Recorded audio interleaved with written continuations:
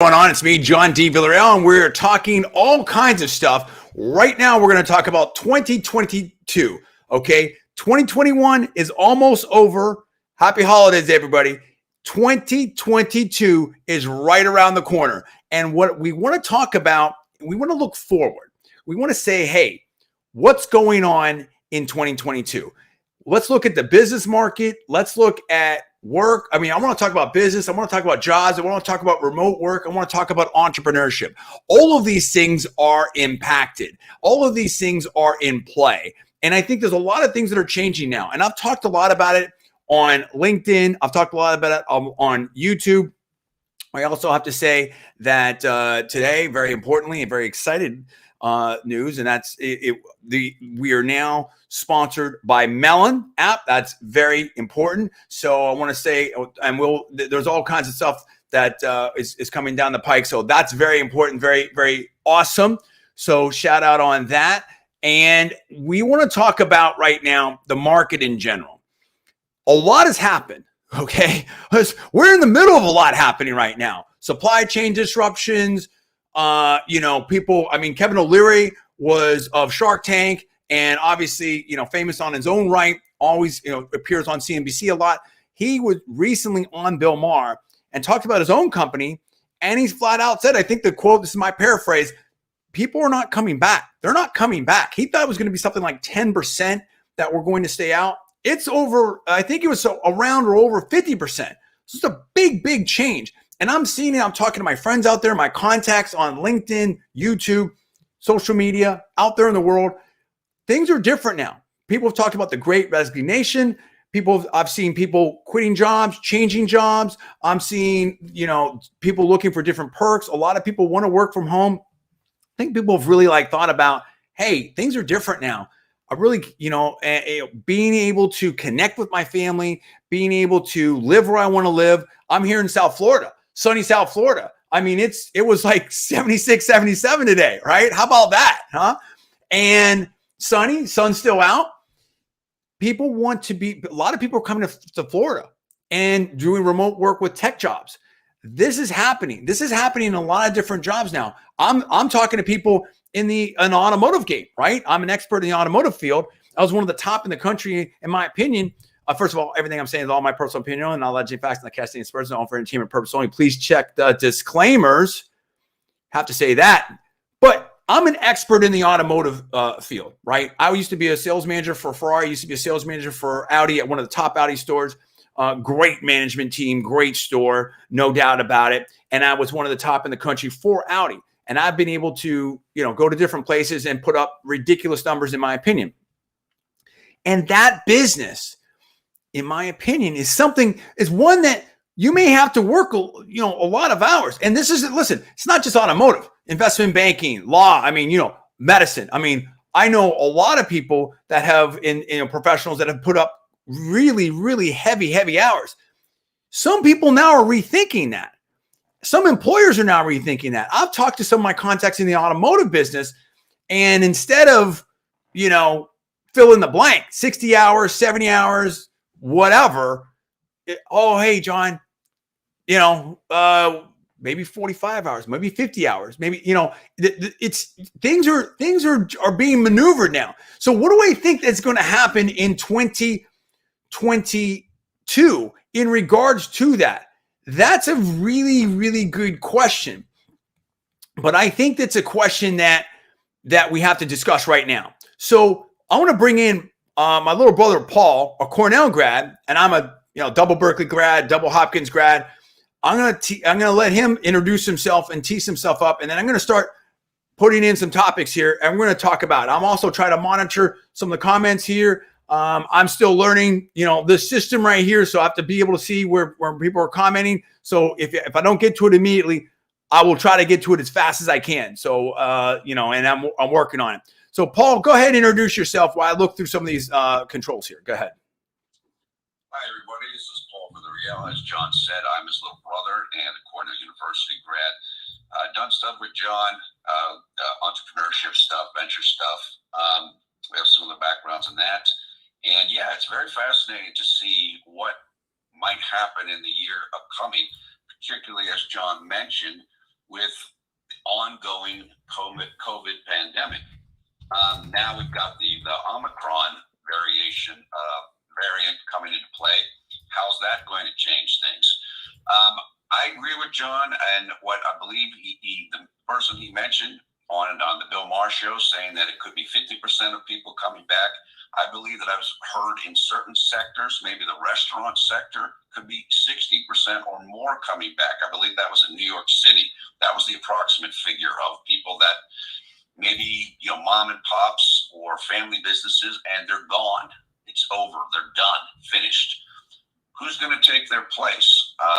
What's going to develop? I think there's certainly a tremendous amount of potential for people looking to get into various spaces and verticals because of this pandemic, and it's tragic in many ways, and it's also. And let me just pause you right there. Obviously, we're all living through what's been happening in the world for the last couple of years, no doubt about it. I don't want to talk about specifically anything in regard to that right now. That's not the subject of this live stream. We're not medical professionals. We're not experts in there, but we do want to talk about the business environment. We do want to talk about how businesses are going to react and change. So I don't want to get into the news. I don't want to get into the specifics of different things. I do want to talk about, here's what I'm going to tee you up while I do one more thing. And I'm going to come right back on this, Paul. And just, I want to say this as well. I've been a major market talk radio show host in, different markets across the country, most recently here in Miami. And obviously I did national TV. I used to co-host. I was one of the first co-hosts of GameSpot TV. Me, Adam Sessler, and Lauren Fielder in the Sega building. Paul has joined me in various ones of my radio show and different obviously live streams and different stuff on YouTube. So, Paul definitely is involved in that. Here's what I want to talk to you about. From your research, and he's really good at researching, from your research, in my opinion, do you agree with Kevin O'Leary, and do you agree with me? Do you think that people are going to say, is this a temporary situation, or do you think that this is now a paradigm change here, and that people are not going to go back to the offices the way that we saw them? Are we going to see much more? So in other words, it's kind of like in the automotive space. Everybody in the automotive, a lot of people in the automotive space, leaders, knew that change was coming, right? Electric, different business models, digital, everything like that. And the last couple of years have totally accelerated that change, maybe completely changed the game forever. That's kind of the question I want to drill down in with jobs is, do you think that the way people work and remote work, is it a temporary shift? Is it an acceleration of 5 or 10 years of a change that was coming? Or is it a permanent total change of what we're seeing? And that now we're going to see 10, 20, 30, 40% of people doing remote work. Now, some jobs obviously can't be done remotely, right? If you have to go fix a pipeline, if you're, yes, there's some telemedicine, but obviously a surgeon's got to be there, and again, that kind of stuff. So what do you see on that, Paul? I think it's both an acceleration of a trend that was coming and as well as a permanent shift.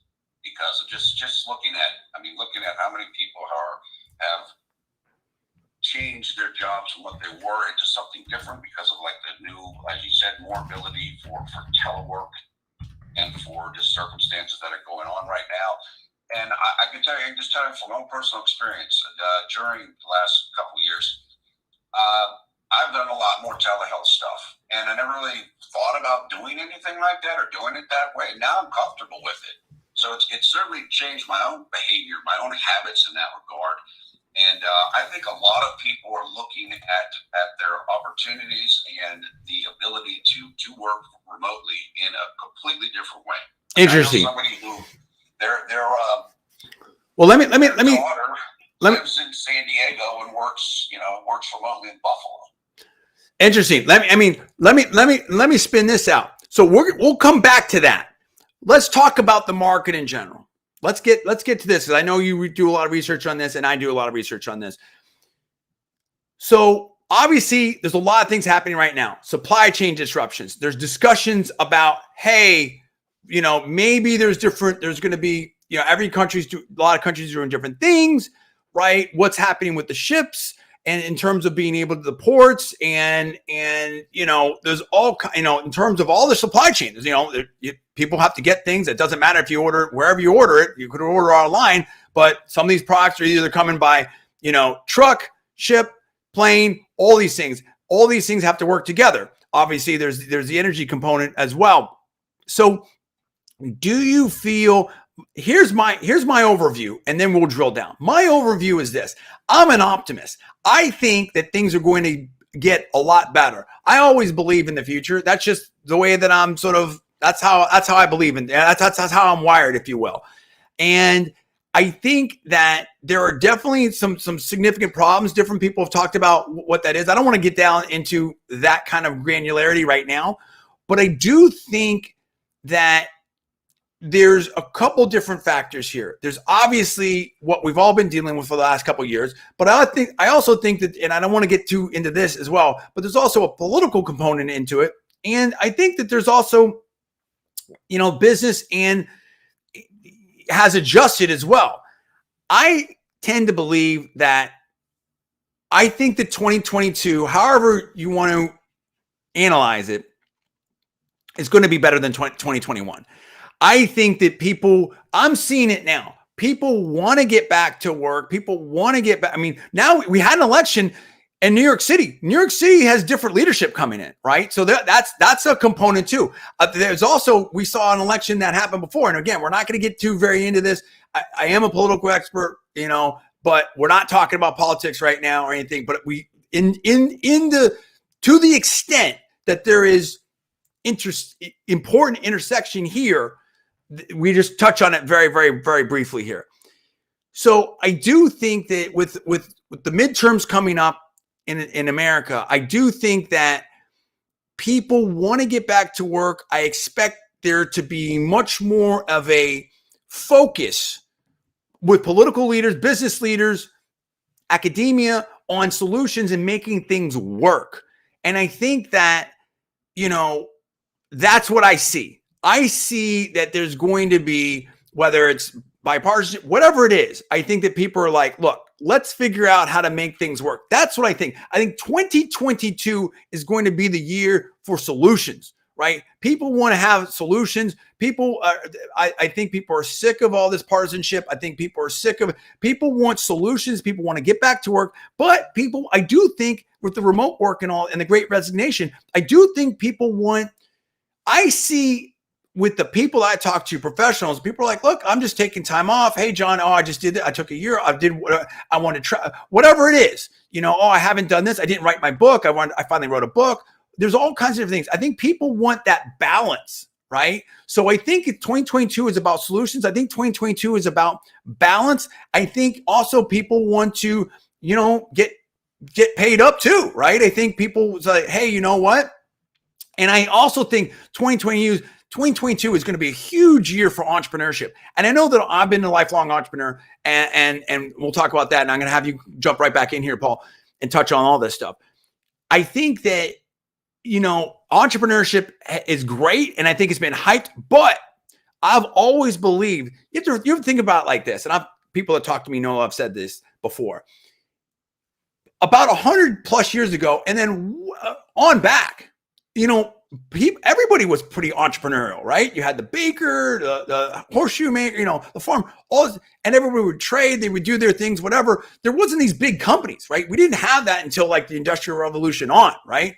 So, and I'd say even like the 40s, 50s, let's call it 50s plus, it was the big companies and all. I think that's phasing out. Sure, you've got your mega multinationals and stuff, and you'll still have that. But if you look at like Wall Street paring down jobs, right? If you look at some of these manufacturing, we're going to automation, right? AI, robotics, all those things. They're also doing, things much leaner. I think a lot of companies the last year said, listen, we figured out how to do as much, if not more, with less. At the same time, people like, hey, I want to live where I want to live. I want to be able to have my own schedule. Maybe I'll work in 2 shifts, 3 shifts, whatever. Or if you have, if you're a parent out there, you spend time with the family and then you work, at night, you do some different things. Or I have this hobby, or I have this idea, or I have this passion, and I want to have that that side hustle, right? I want to have that other project. So I think that so many people are plugging into entrepreneurship in a real way, and I had a great conversation, and hopefully we're going to be able to bring him on the show soon with someone who was actually in the automotive space, who's now in academia, who's doing amazing. And it's like, doesn't have a PhD, not the traditional thing, but this is a really super, this is someone that has been a very successful entrepreneur. And apparently, his students and people are really digging it. So Paul, on 2022, do you think that do you agree with me that it's going to be more of a year for solutions? Do you think that people are moving past the partisanship? And what do you think about entrepreneurship and just how the whole job market's going to react? Well, I certainly hope that 2022 is going to be a year of solutions. I'm optimistic about it, as are you. Are you asking me what I think about the entrepreneurship aspect of it? Yeah, exactly. The entrepreneurship aspect of it. In other words, I believe that more people are tuning into entrepreneurship. And I think that that's going to be a thing. So we had the sort of, I would say there's a lot of hype around entrepreneurship, and there's a lot of reality. Tremendous reality around it, entrepreneurship.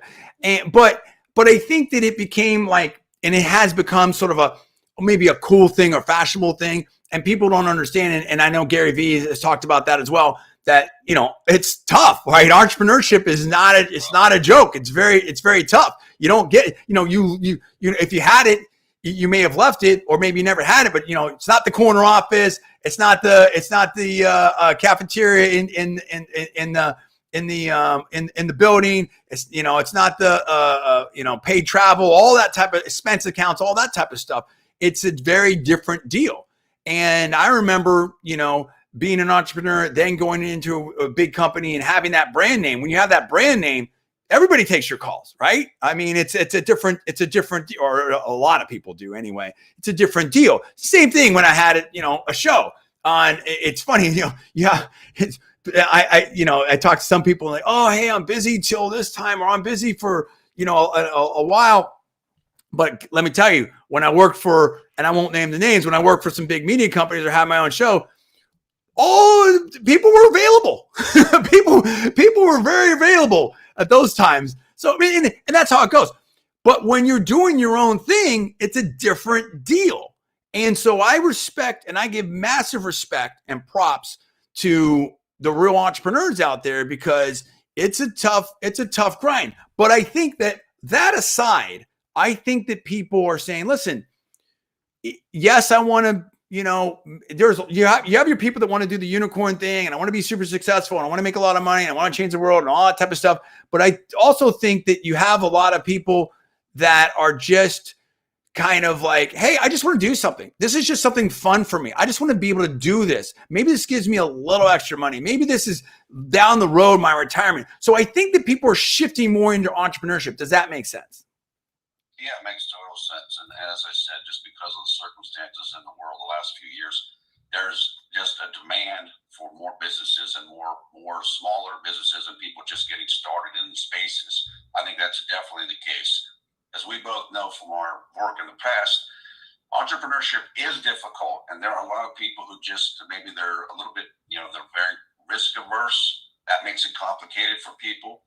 And there are just some people who really want to do it, but when it comes down to founding a company or managing a company or in the early stages, they might not have quite the right skill set or solution set for that. And that, those two things can make starting a business very challenging. Yeah, absolutely. So I think that as we go forward here, part of my sort of mega trend and paradigm shift, I think, is going to be that there's going to be, I think that corporate America gets leaner.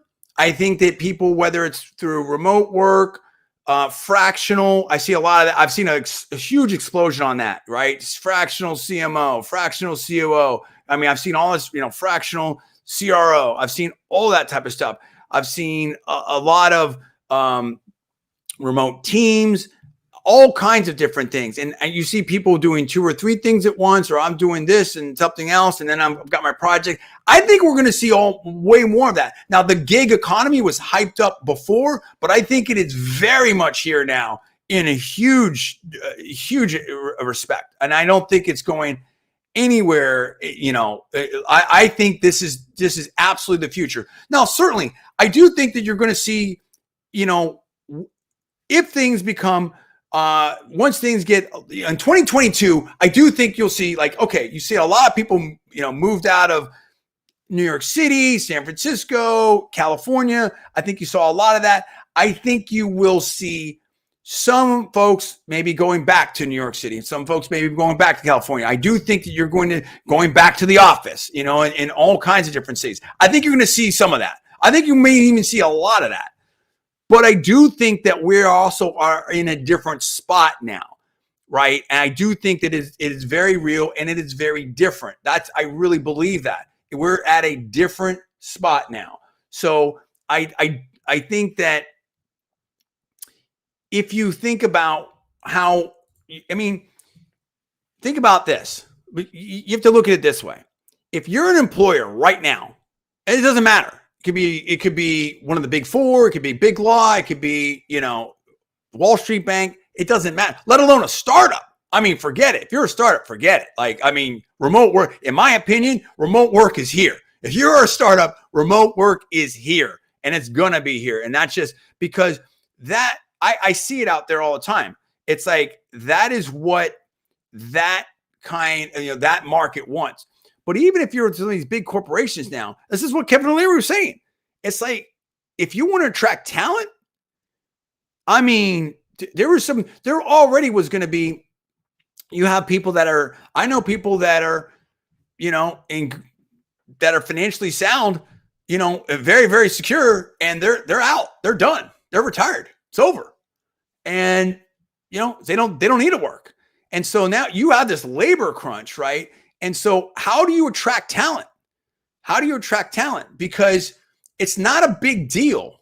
And, really, if you have certain policies and you're a big company, maybe it's harder to change things. But for many, many companies, that at least have some autonomy at a local level, whether that's a dealership or certainly a startup, it's not a big deal to say, you know what, I'll let you be flexible on your hours. Oh, you know what, you can have an extra day off. Or like what Microsoft was doing, which I thought was very, very innovative, the 4-day work week, because it takes you a certain amount and you have to commute, you have to do your whole thing, you have to get set up. I think they proved it. It made very logical sense to me. It's not that hard.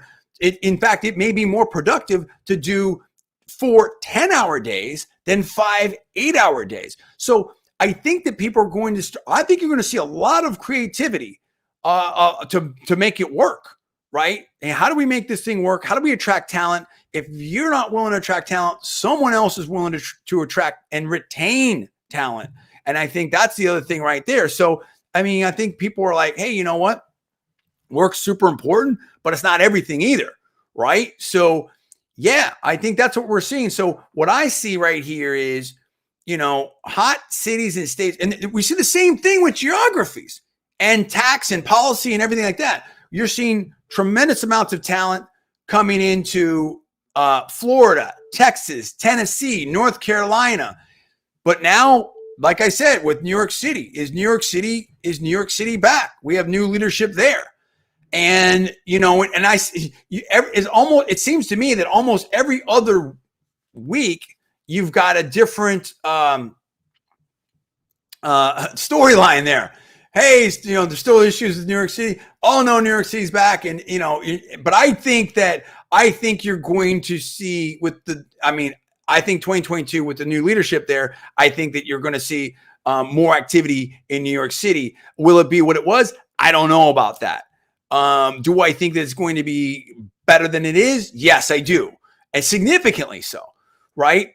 Supply chain, I think the supply chain gets figured out. There was just a big meeting at the White House with President Biden. Again, we're not going to get very much into politics. We're just obviously these things connect. So just very, very, very high level. And why do I think it's going to get figured out? Because it has to. Okay. It has to, right? Everybody, there's big elections next year. people, businesses want to get business going, and these things have to be, figured out. So it has to be figured out. I do think entrepreneurship is way up. Part of that, and we'll wind down on some of these topics, and we'll talk about this. Part of that is personal branding. Personal branding, I think, is so important right now. It is more important than ever. It's not about the company. It's not about a product. That's about that, but it's about you. And what are you doing to brand yourself irrespective of the company? Because, I've seen some people out there that I followed on LinkedIn. Some of these people have changed jobs like 2, 3, 4 times in the last couple of years, right? So what's the constant there is and I am making zero commentary about that. Everyone has their own, who knows what's going on. I'm making no commentary on that. I'm not saying one way or the other. But what I'm saying is that you have to build your own brand now more than ever, in my opinion. Paul, what do you think about that? I think there's no question that you want to do as much as you can to build your own brand and kind of become your own, your own publicity firm, basically, because of social media, because of YouTube and all the other things. You can create your own persona. You can create your own public image in a way that was never possible before, and it's very advantageous to your career, to your prospects, if you can do that in a successful way. And I think it's something we're definitely in a new phase of that, and it's only going to get more as we go forward. We see people now who, just because they have the ability to kind of become popular on social media, they're getting job prospects, they're getting offers that just never would have happened before, and I think it's great. There's no question about it. There's no question about it that is a big thing. That is a huge thing. Listen, Jake Paul, Logan Paul. They just had some big events here in Miami. 5 years ago, who in the business community heard of either one of those? Two. And listen, they're doing amazing. So, and those are two that either one of those, again, I have no idea about, I'm not their accountant or anything like that, but just based upon the news reports that I've seen, I would suspect that both of those two could retire right now if they wanted to. And it just, and 7 years ago, I'm sure people were making fun of those dudes. Guess what? Who's laughing now? Okay. Who's laughing now? Listen, I'm not here to tell anyone anything. I'm papered up in terms of degrees. I can deal with the super professional crowd, the academic crowd, but at the same time, I have serious respect for the entrepreneurs out there. If you want to do your thing in an office for 20, 30, 40 years and nobody knows your name, great. That's awesome. Congratulations. But you're talking about two young men. I don't even know if they're either one of them's 30 years old, that are basically done for the rest of their life if they want to. And I think they're basing out in Puerto Rico, dude, and flying on jets in LA and doing whatever. Now, of course, that's there's lottery winners too. That's the super small percentage. I understand that. But they didn't, that path is the same path. And I can give you all kinds of names and all kinds of different people that you've never heard of, probably, that are being very successful and have been able to do things because they built their personal brand on LinkedIn, on YouTube, on other social media, on a website. It's a different world, and everything has changed. If you're not doing these things now, you're way behind the game. And you need to catch up, in my opinion. Paul, what do you think of that? I think it's a great point. Just two things on the Paul brothers. Number one, you mentioned about people going to different locations because of stuff. As you said, they are now in Puerto Rico, and I believe a lot of that has to do with taxation. These are two guys from Ohio. They went to California, I think, doing YouTube stuff there, and now they're in Puerto Rico. And it also goes to the whole thing of remote work. They can be in Puerto Rico and do whatever they're doing for their whole audience in the United States and around the world. So two things on that. Also, because of this revolution in personal branding and using social media to kind of become more of your own, cast your own narrative, so to speak, Now there is a subgenre of work, which is people helping other people to be able to achieve and maximize their personal branding. Yes. In a way that never existed before. We know you see many of these people on LinkedIn, you come across, talk to these people, and it's like it's almost like a new consulting class. No, there's no doubt about it. We have a comment here. Lou Newbie, I think the relocation of talent is more based upon cost of living and quality of life versus any leadership shifts. Interesting comment. I mean, interesting comment there, Lou. I mean, listen, I think there's a lot of things going on right now. And I totally agree with that, right? I think that I think they both go together, right? So I think, right. Yeah. I think they both go together. So for instance, hold on one second. I think that when you're talking about cost of living, okay. So yes, certain places, like when I went to California, it was amazing, right? It was unbelievable. And it was like right when things were it was so great. And Silicon Valley was so great, in my opinion. It was fun. There was so much action there. Where did you go? It was, well, when I was in California before, when we grew up, you know what I mean? Like, you know, I finished high school and then, you know, Berkeley and all that. And so basically, you know, the cost of living was okay. It wasn't like, you know, it was definitely still California and San Francisco Bay Area, but it was nothing close to what it is now. And that was when you still, you know, over time so both it became popular, and because it became popular, and we see the same thing in like South Florida, in different areas, of course. And if it becomes popular because of cost of living, quality of life, maybe it's sunny, or maybe it's, you know, you can do different things, or it's just, you know, you can do outdoor things, whatever, then yes, popularity by itself, irrespective of policy, can raise, you know, cost of living, because it's just, you know, supply and demand. But there's also a cost of doing business. I hear business leaders talking all the time about, hey, I mean, famously Elon Musk, right? It's too hard to do business. And you know, I'm not saying this is his quote. This is my paraphrase, my impression, my opinion of a paraphrase. Hey, it's too hard to do business in here. I don't want to deal with this. Or, you know, and then of course there's taxes. We've seen different sports stars. Hey, I want to, there was that situation for a while, super high. And that was what you were talking with the Jake Paul and the you know, the two Pauls, going to Puerto Rico. And again, we're not giving any financial, legal advice, accounting advice, or anything like that. And we have no knowledge of that specific cases or anything like that. But what I've read in reports is that if you're a high net worth or very high net worth or ultra high net worth, you know, individual, or, you know, making, or not even just, you know, wealth, but just in terms of income, that there was so celebrities, sports stars, whatever, that were coming from other states to California because there's no personal income tax here. And there may be some specific, you know, situations in Puerto Rico or other places. So if I'm making 20 million, 30 million, 50 million, 100 million a year, and I'm able to save, put the number in there, 6 million, 10 million, $15 million a year in taxes, that's super meaningful, irrespective of the, you know, quality of life. I mean, cost of living is not as big of a deal. You know, obviously it impacts you less on that end. That's the thing. As you're making less money, cost of living is more important, right? Quality of life is important to everyone. But if you have more money, then you can you already have a certain level of quality of life where you can, I would assume you could buy yourself quality of life.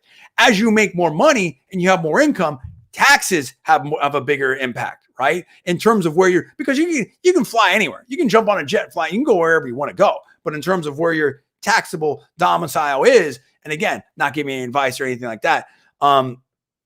So I think, but this is perfect. It's a perfect comment. And I appreciate it, Lou. This shows you all the things in play. This shows you what people are thinking about out there, Paul, and how things have changed. So I think quality of life is important. I think cost of living is important. Particularly now, very, very, very important. And but I also think policy is very important. We don't want to get into policy, but I think that all these things are, you can't tell me that. I mean, because I can make different arguments about quality of life and cost of living in different cities, but you have a lot of people moving out of New York and California, and I think that there's a policy component to that too, Paul. There's no question that all three of those factors come into play. I think Lou has a good comment, though, which is, as you said, various factors are at play here, and they all connect to each other. What your leadership is can affect what the cost of living is, and so on and so forth. But I will say this in regards to his comment, that it does, I think, kind of go to the space we were talking about earlier that you mentioned, which is, I think people's priorities are changing. I think of the events of the last couple of years and stuff, people are looking at things differently. Maybe I don't want to go write that book, as you said. Maybe it's time to think about, I want to live near the beach. Before I cared about making money, now I want to live near the beach. Or you took a big job in some city away from family, now you want to be closer to family. Whatever it is. Exactly. I think there's a lot of changing and shifting in many people's minds right now. There's no doubt about it. Let's final topic, and then we'll wrap up. And this is, we kind of like put this thing together last minute. First show, we're going to have a lot more shows. We're going to do a lot more stuff. We're going to be live streaming. I've got all kinds of different ideas. And if you've seen my shows before, whether it's on radio or YouTube, you know what's coming, but it's going to be even more than that. And we're going to really focus heavily on business and all kinds of fun stuff, but we're also going to have fun too. And we're going to do everything. And you know what I'm talking about. Okay. Education. This has been a long time coming, and we're seeing now, I think this was a big, big, big move. And I did a video on this. If you haven't seen it on YouTube, it's out there.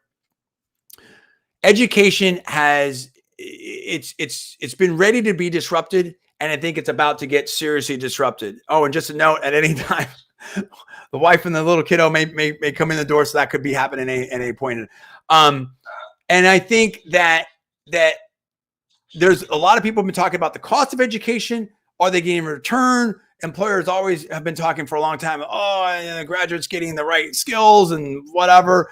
And I think that's a whole, that's a whole discussion. That's a whole another show right there. And the other thing is we're going to be bringing on a lot of guests. We're going to bring on I have some very deep connections out there, a great network. We're going to be bringing on a lot of cool guests, and we'll be talking to you and taking your calls and comments. I think education has been ready to be disrupted for a long, long time. And I think it's here now, certainly the remote learning. And there were some schools, maybe some top brands top brands that were maybe potentially possibly resistant to the online thing and degrees online. And I think that's being broken down.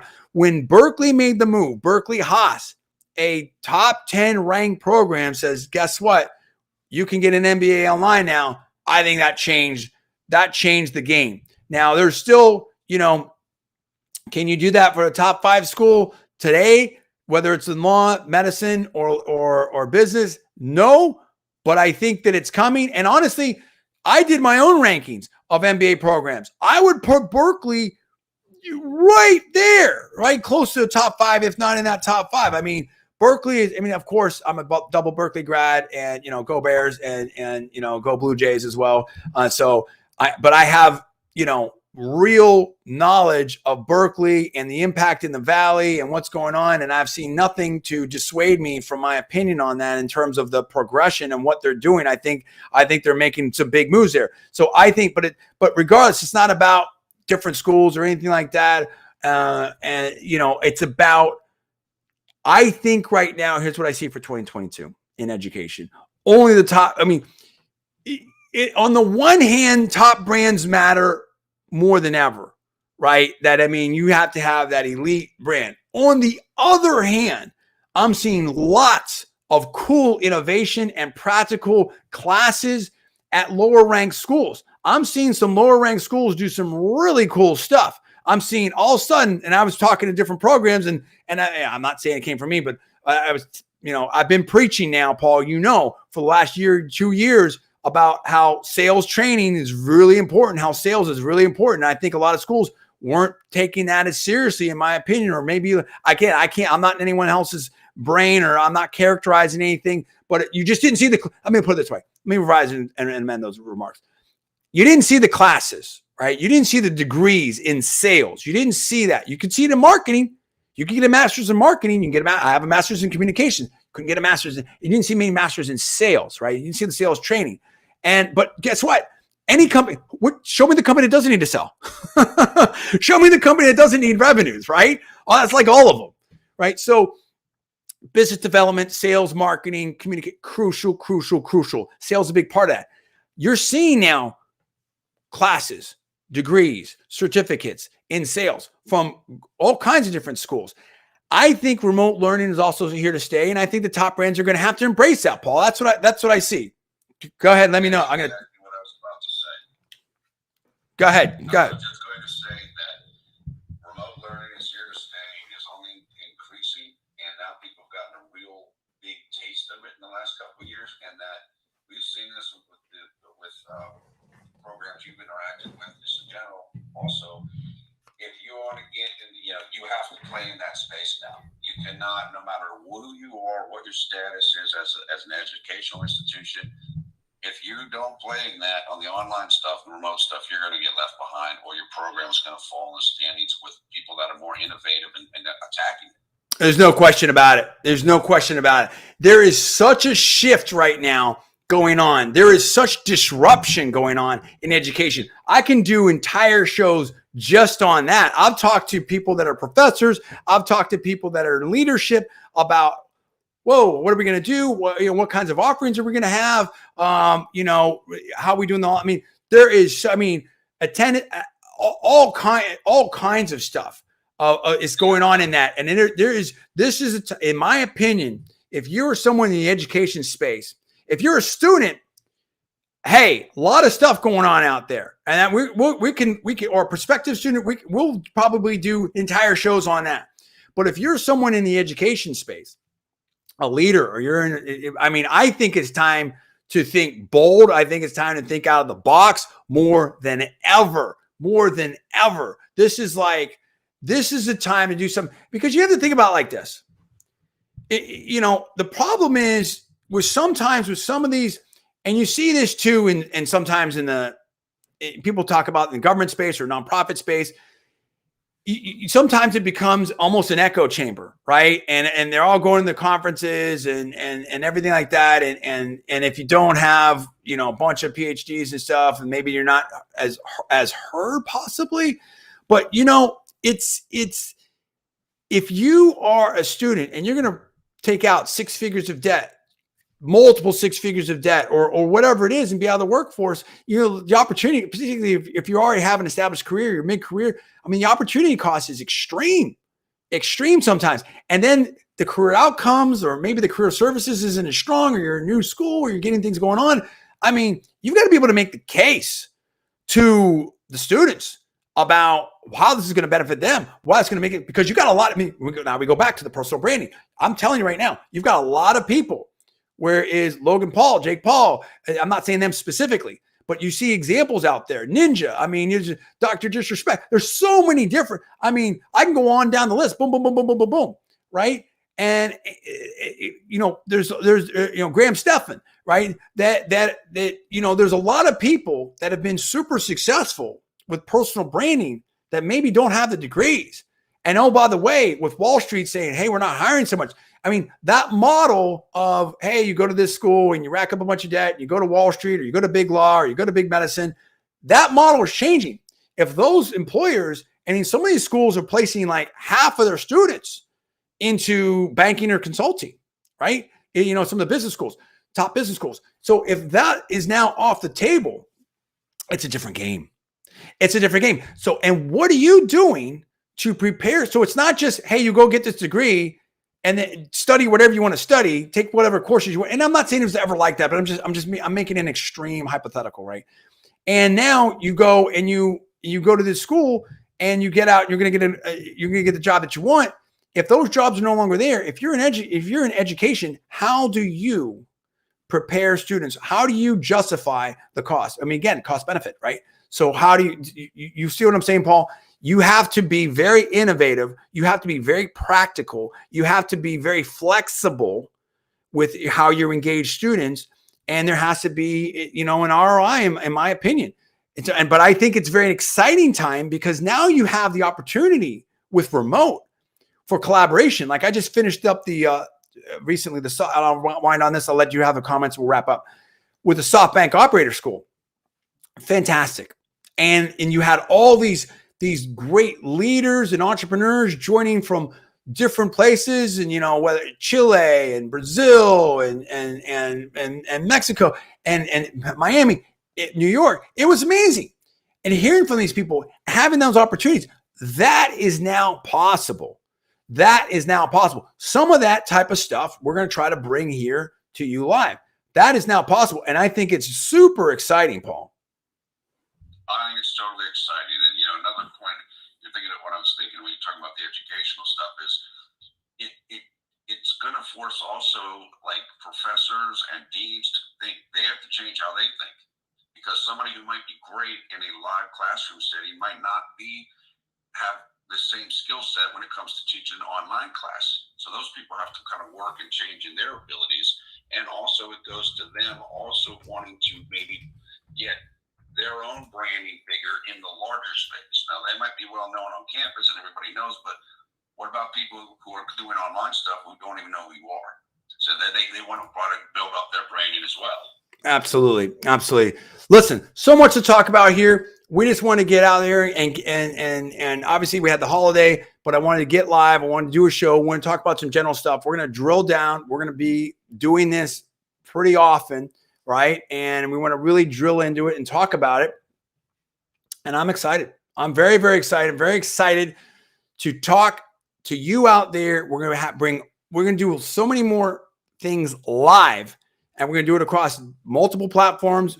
We'll do stuff for specific platforms as well, but it's going to be great. We're going to be talking about business. We're going to be talking about important issues. We're going to be having fun as well. You know what it is. So I am John D. Villarreal for Paul. We want to thank you so much, and we will see you next time.